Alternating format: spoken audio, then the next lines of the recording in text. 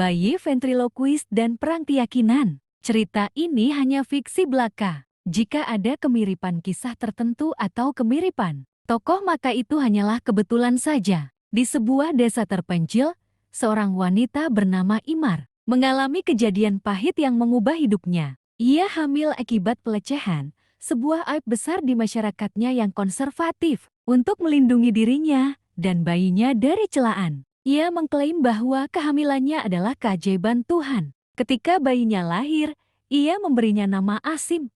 Namun, desas-desus tetap berkembang. Sebagian orang percaya kisah Imar, sementara yang lain mencurigainya. Dalam kegelisahannya, Imar melakukan sesuatu yang mengejutkan. Saat Asim menguap, terdengar suara kecil berkata, "Aku keajaiban Tuhan." Warga yang menyaksikan peristiwa itu tertegun. Mereka yakin bayi itu berbicara dengan kebijaksanaan ilahi. Padahal, suara itu berasal dari Imar sendiri yang menggunakan teknik ventriloquism, yaitu seni berbicara tanpa menggerakkan bibir. Desa pun geger. Sebagian warga bersujud, menganggap Asim sebagai utusan Tuhan atau bahkan jelmaannya. Yang lain merasa ada yang janggal, menduga ini hanya tipu daya. Namun, tak ada yang bisa membuktikan secara pasti. Seiring waktu, cerita ini berkembang, diwarnai berbagai kepercayaan dan tafsir. Berabad-abad kemudian, nama Asim menjadi legenda. Sebuah agama baru terbentuk di sekelompok orang yang menganggapnya sebagai jelmaan Tuhan. Sementara itu,